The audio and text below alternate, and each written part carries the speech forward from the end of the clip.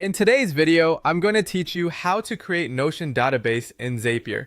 By the end, you'll have a Zap ready to add new items to a Notion database automatically, triggered by the event you choose. We'll walk through the exact places to click in Zapier's interface, and I'll add helpful context so everything makes sense as you follow along.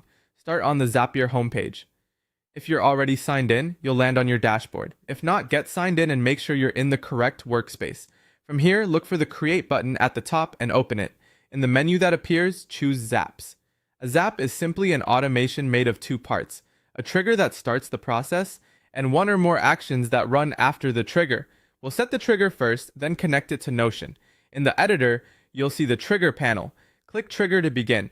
This is where you select the event that starts your Zap. Think of something you want to listen for, like a new form submission, a new row in a spreadsheet, or a scheduled time of day. Pick an event that you can easily test so you can see data flow into Notion later. With the trigger selected, you're ready to define what happens next. Now it's time to add Notion as your action app. In the app search field, type Notion. When Notion appears in the results, click it to select it. If this is your first time using Notion with Zapier, you may be prompted to connect your Notion account. That's normal. Make sure the Notion workspace you plan to use is accessible to the Zapier integration and that the database you'll target is shared with that integration. Next, click the Choose an Event dropdown. This menu lists the actions Zapier can take inside Notion. Select Create Data Source Item. This action adds a new item to a Notion database, which is exactly what we want.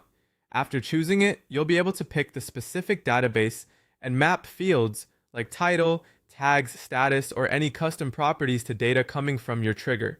Having clear property names in your Notion database will make this mapping fast and accurate.